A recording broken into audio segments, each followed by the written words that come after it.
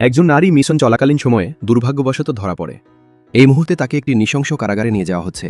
সে জানে যে পালাতে হলে তাকে প্রথমে কয়েকজনকে খতম করতে হবে, তাই সে নিরাপত্তারক্ষীদের সামনে নিজের রূপের জাদু দেখাতে শুরু করেন।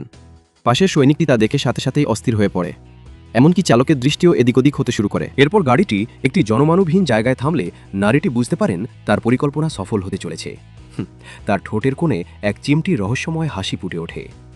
একজন সৈনিক গাড়ি থেকে নেমে তার জন্য দরজা খুলে দেয়, কিন্তু সে জানত না যে এটিই ছিল তার নেওয়া সবচেয়ে বড় ভুল সিদ্ধান্ত। নারীটির আসল পরিচয় হল সে একজন ওয়ান্ডারফুল এজেন্ট। একবার যদি সে বন্ধন থেকে মুক্ত হতে পারে, তবে শিকারের জন্য মুহূর্তেই জমে পরিণত হন।